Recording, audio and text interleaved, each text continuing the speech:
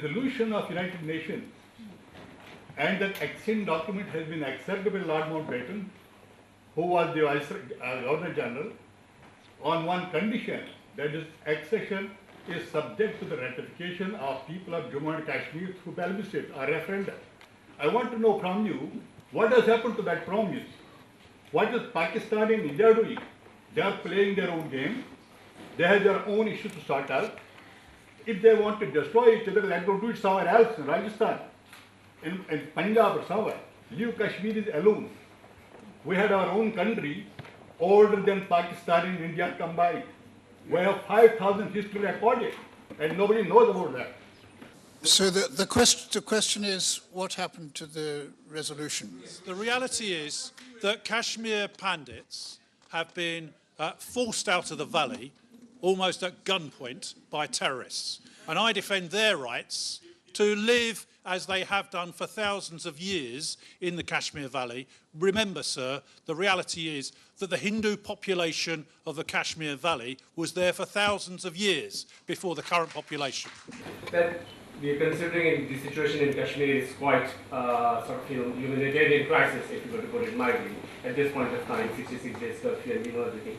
And I'm it's my heartfelt, I would say, condolences to many Brahmins who have given their lives there and moved away. But that does not take away from the fact that Kashmir had a very overwhelmingly Muslim population. So you refer to a certain aspect of the whole scenario very selectively, because you have to also question when there is an overwhelming opportunity for Muslims or the Kashmiris to vote anyway, whether they want to join Kashmir, India, whether they want to join Pakistan, that's fine. But that right of exercising their vote has to be given. And Indian, putting it Kashmir as the most highly militarized spot in the world at this point of time. And we are talking about what's happening in Palestine, what's happening in Afghanistan, and any other place. You can't compare that. So probably I think your analysis, I would like to hear a little bit more about that when you see there's a majority, and my heartfelt condolences to all friends, Brahmin friends who have left Kashmir due to very unfavorable circumstances, but the majority has suffered. So what is your view on that? I would like to hear. I think that's a perfectly legitimate point. The first duty of a country is to protect its external borders. The second duty of a country is to protect the rights of the minorities that live within that country. Now, the reality is that what's happened in India, there are more Muslims that live in India than that live in Pakistan. So the reality is, India is a secular country, whereas Pakistan is a Muslim country, an Islamic country. So the reality is. Thank you. Can I put so the reality is this. The point is that you're absolutely right. If the rights of the minority populations in Jammu and Kashmir could be absolutely safeguarded, then there would be a case to say, okay, well, if the majority of the whole of Jammu and Kashmir, so it's not just Kashmir, the whole of Jammu and Kashmir, including everyone that's left, if the majority then said, and the minority rights could be protected, then a case could be put. But frankly, I do not trust a position whereby the minority rights of Jammu and Kashmir residents and people would be protected in any other state other than India.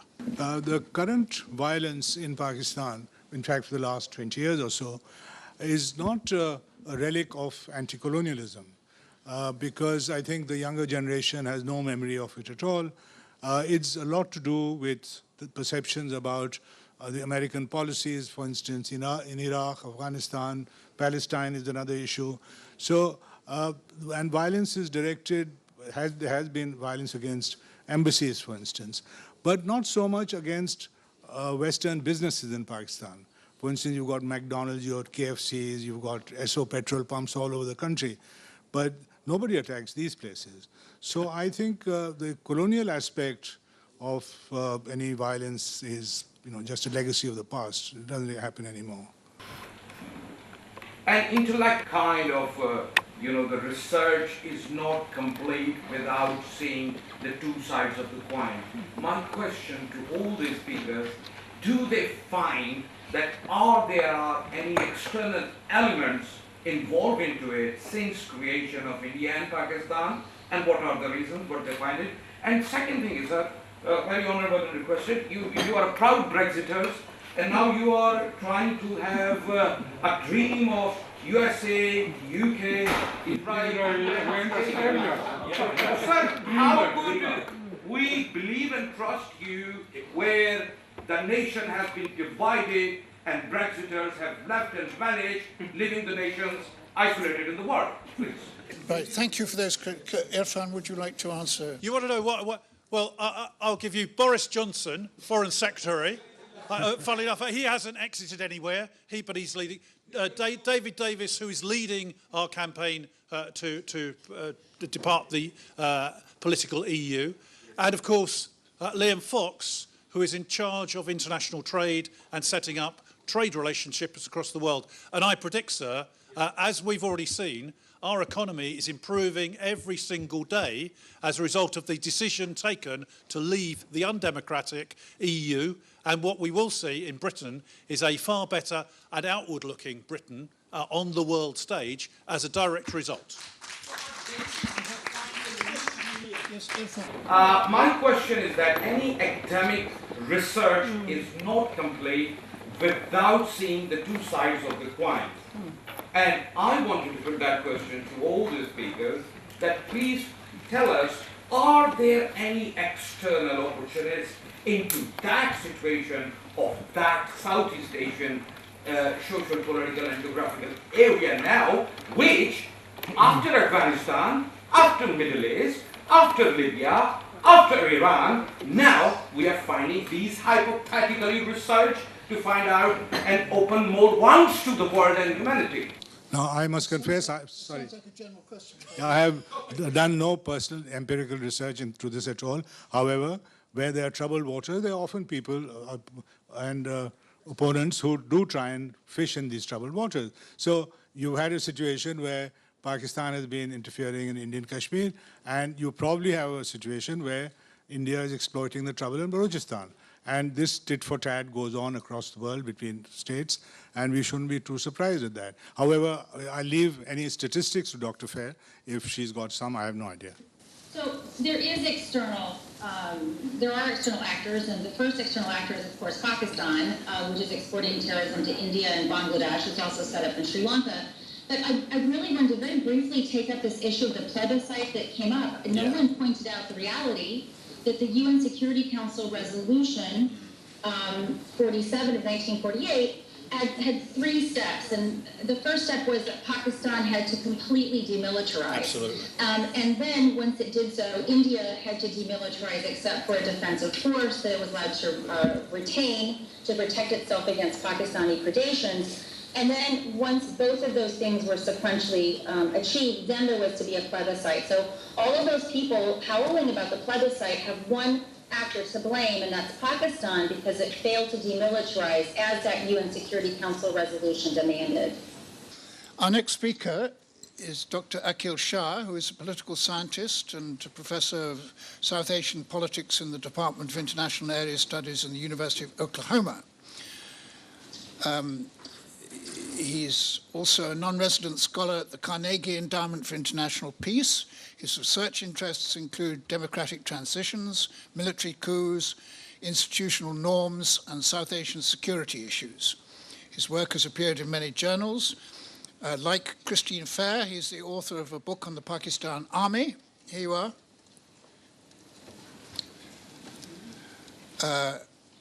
Called The Army and Democracy, Military Politics in Pakistan, published, like Christine Fair's book, in 2014. So I'm sure you're in hot competition.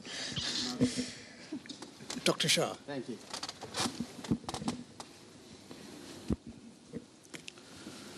Thank you very much, Democracy Forum, for inviting me. I take off with the point that was raised earlier on by one of the Pakistani journalists on the role of civilians. You know, as they say, with all due respect to pigs, there are military pigs and there are civilian pigs. But I'm going to focus on the military. So I am not making the distinction here, but I think that it's important to understand how the Pakistan military thinks, what its policies are, and why is it that it rarely ever self-evaluates itself. First of all, the question that I asked was Pakistan's counterterrorism policy the same as it ever was? The answer is of course. And let me disabuse anyone who thinks that the Pakistan army is fighting terrorism. Pakistan's army is fighting a few terrorist groups with a few minor modifications in tactics like Zarb-e-Azb. You know, a couple of years ago, it became common knowledge, conventional wisdom, that the Pakistan army had really reoriented how it perceived its threat environment, and that internal security or the internal threat had become primary. That's just hogwash, I think, because if you look at some of the literature produced by the Pakistan army, which is openly available, there's really no acknowledgement that Pakistan is actually facing new threats. India is still the enemy number one. The existential threat that they counter from groups like the Tehrik-e-Taliban Pakistan is perceived as India's proxies. India is supposed to be destabilizing Afghanistan through mythical 46 or 56 consulates on the border with Afghanistan. So basically the idea is everything is being externalized. And the perception is that Pakistan's enemies are using its instabilities to implode it from within, because Pakistan is a Muslim country with a bomb. And so how do you deal with it? It's still very much asymmetric warfare, in other words, jihadi proxies. As we all know, Pakistan's army differentiates between the good terrorists and the bad terrorists. But I think there's a deeper policy, if you have seen the film by Sergio Leone, The Good, the Bad, and the Ugly. So there is the good, the Lashkar-e-Taiba, the Haqqani Network, Afghan Taliban, who actually enjoy the privileges of what you could call like a platinum frequent flyer program. By the way they freely roam around Pakistan, the way they are openly conducting their business, the way they're collecting funds. Then there is the bad guys, some misguided brothers like Hafiz Gul Bahadur and Mullah Nazir types who can be brought into the fold and convinced that they should turn their guns on Afghanistan or on the NATO troops, but away from the Pakistan army. And then there are, of course, the uglies. And the uglies, which sections of the TTP that are irreconcilable. And there is no acknowledgement or even an attempt at redressal of this blowback from this policy.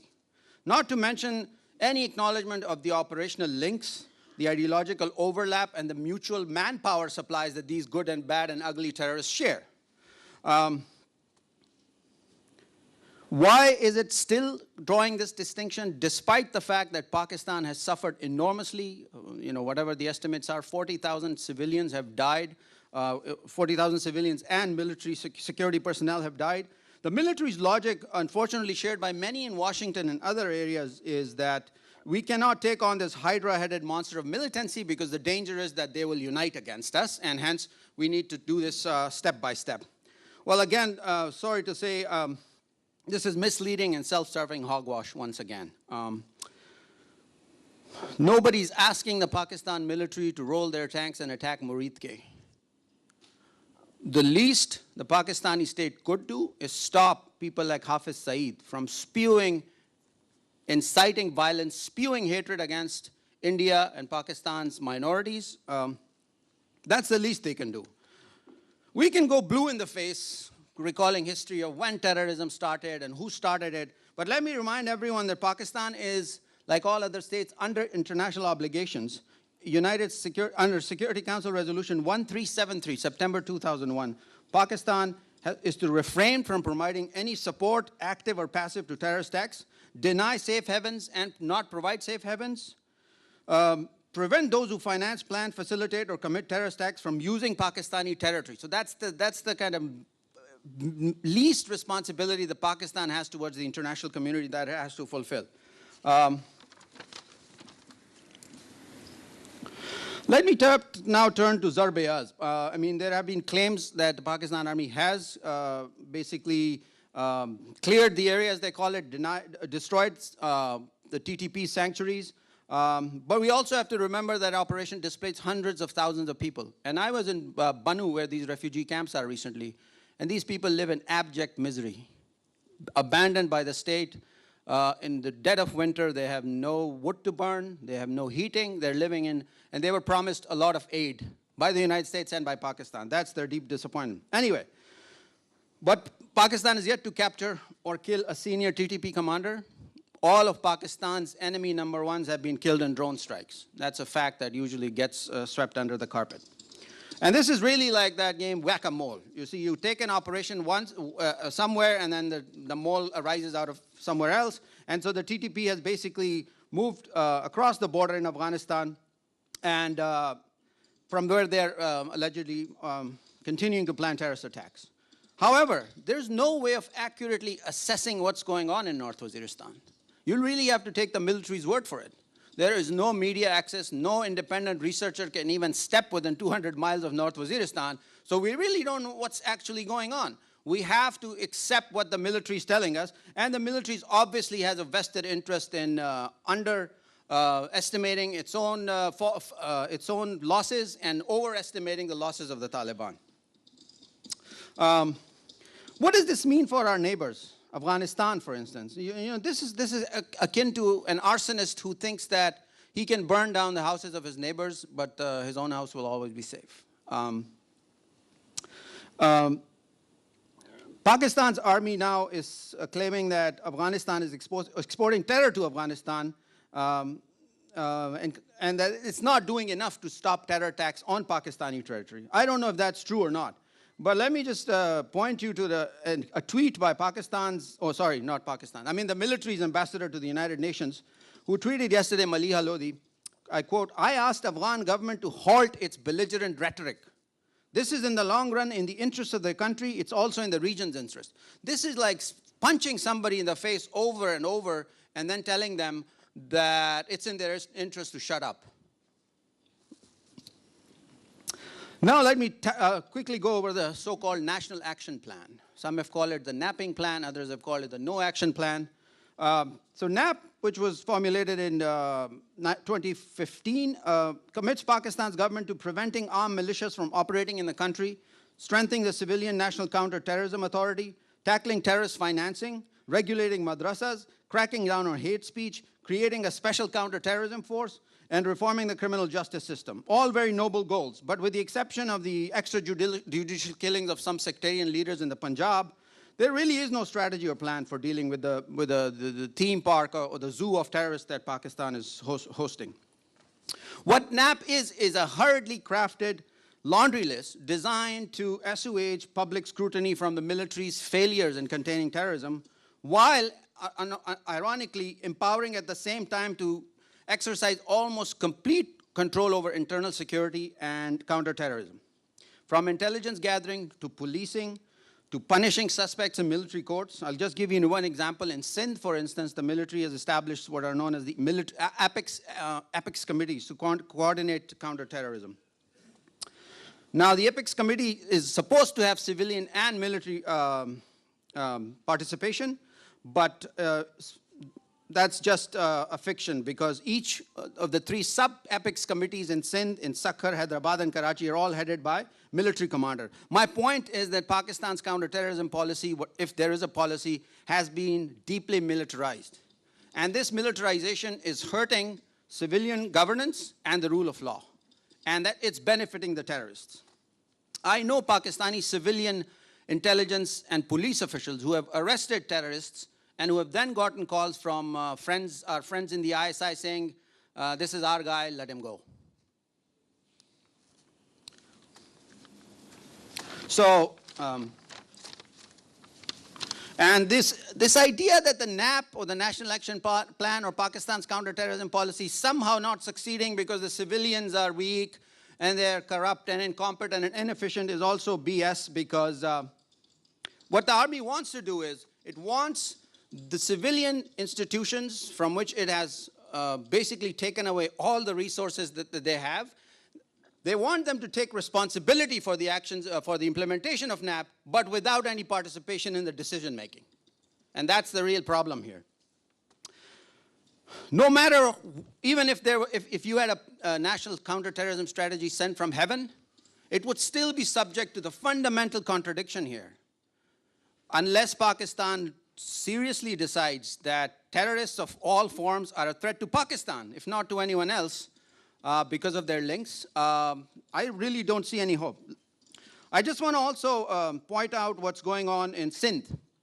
You know, the army has a hammer, and every politician looks like a nail.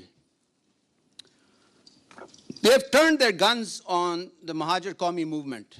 To them, the banned sectarian Ahl Sunnat wal Jamaat is less of a threat than for all its violence, MQM is more of a problem. So you have all manner of terrorist groups openly collecting funds, and I've seen the videos, outside mosques. There is no action against them. Farooq Sattar, who is the leader of the MQM, is a bigger threat to the Pakistani state than Maulana Ludhianvi. And that's what's really baffling to me.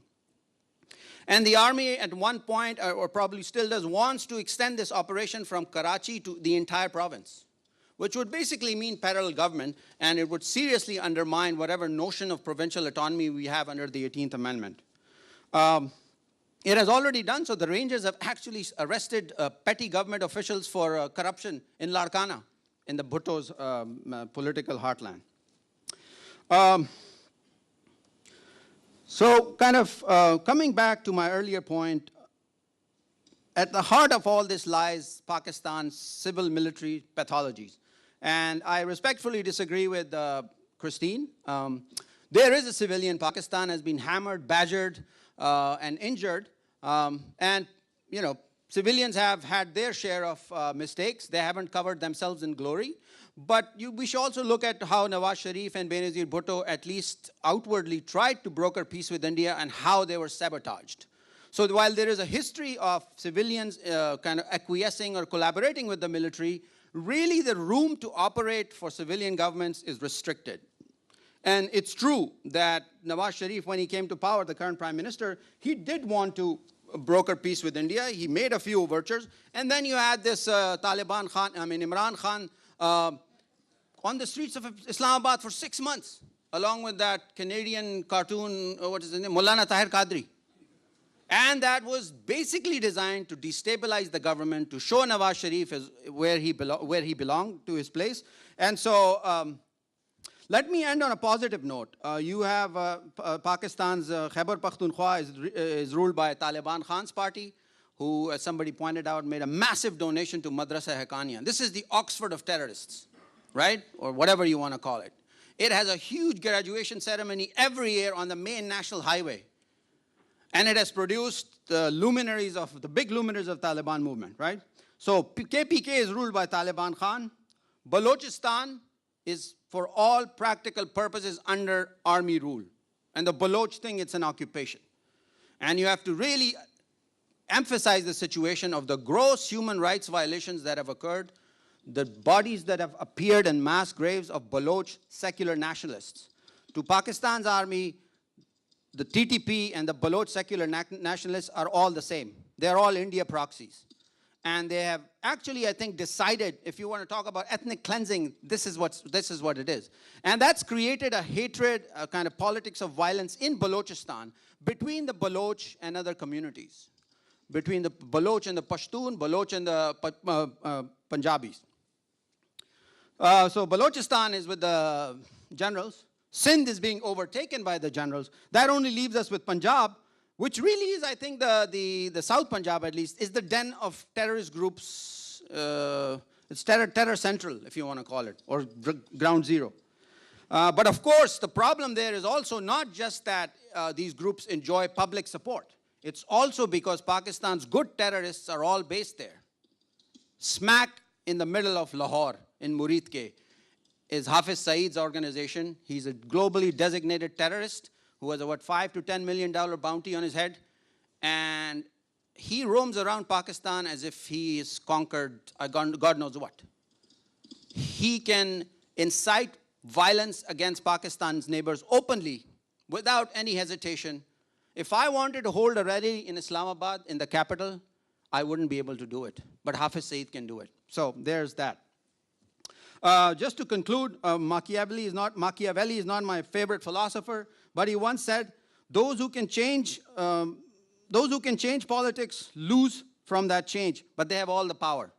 Those who want to change it, those who really want to change it and will gain from it don't have the power. Thank you.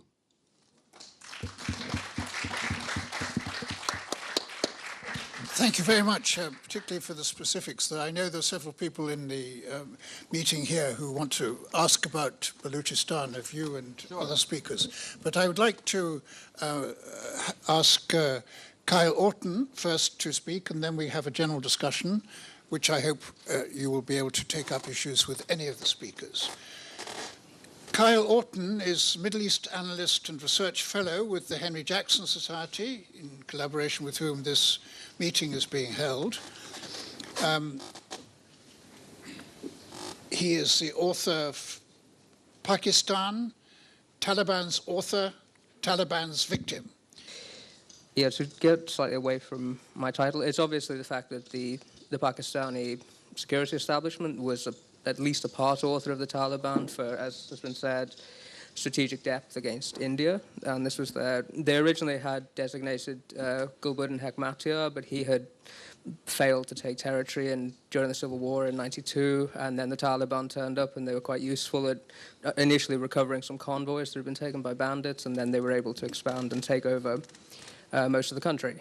Obviously, they then hosted Al-Qaeda and a number of other foreign terrorist groups, and then they were overthrown in 2001. The problem since then has metastasized, as mentioned. The Pakistani Taliban comes into existence in about 2007, and then... Oh, sorry, okay. Can we hear me now? Sorry, this is annoying. Yeah, so the Pakistani Taliban comes around in about 2007, and there's an internal threat to Pakistan, and there are actions against it, but they are not entirely consistent, and there's an idea that they could be brought back into the fold. But the threat now has gone on a step further, which is that some factions of the Pakistani Taliban have actually gone over to the Islamic State, which is not controllable even by Pakistan's formidable security forces. So in October 2014, you had an announcement by Shahidullah Sharid, which was that there was an Islamic State branch now operating in Afghanistan. And their leader was then appointed as Abdul Rauf Aliza, he was a former inmate at Guantanamo. The groups that Pakistan created eventually obviously have gotten out of its control. So from January 2015, there's been a branch of the Islamic State operating in Afghanistan, led by Hafiz Saeed Khan, he was killed in July. His deputy was Abdul Rauf Aliza, who was once held in Guantanamo Bay, but he's also since been killed. But the branch goes on, and they're operating mainly along the border with Pakistan, which is going to be a threat to them at some point. It's mostly in the Nangarhar province, but they will spread out because they keep doing it. They allow, as they have in the heartlands, they allow other groups to push back the government, which, as NATO forces are withdrawing down, the government is losing ground. And the Islamic State likes to allow other groups to push the government back, and then it moves in afterwards into the vacuum and takes over. So there is that problem. An interesting aspect of this, especially I mentioned Hekmatyar, is the Iranian influence, which is growing in Afghanistan. Hekmatyar was obviously, he was one of the main mujahideen favored by Pakistan during the war with the Soviets. But after he was unable to take Kabul in the early 1990s, he fell out of favor and then was ejected from the country, and he went into exile in Iran. He's since become quite close to the Iranian government, and his movement notoriously moves in those circles. In August, there was 15 people transferred from Guantanamo. Do you remember this? And one of them was a man called Hamid al-Razak, also known as Haji Hamidullah. And he was an agent of VEVAC, or the Iranian Ministry of Security. And this has happened on a number of occasions. The Taliban now also operates training camps openly in Iran, and they have control over certain sections of that movement. At the moment, Pakistan's interests mostly align with Iran's in Afghanistan. That may not always be true. So there will be these matters to challenge in the future. As was mentioned, the Pakistani calculations on these matters haven't changed. They still see their security situation the same as it was. So you had, as late as 2008, you had the bombing of the Indian embassy in Kabul. and you've had incidents similar, including Mumbai, which is believed to have been assisted by the Pakistani state. The Pakistani Taliban hasn't confined itself to Pakistan's borders. It was responsible for the May 2010 attempt to blow up Times Square. There's every reason to suspect that as Pakistan helps various proxy groups, including the Taliban, to take more and more territory after or during the coalition drawdown, that other groups are going to move in and take advantage of that space. And so the security threat that we went in to solve, or apparently solve, 10 years ago, is quite likely to return to us in a different form. I'll leave it there.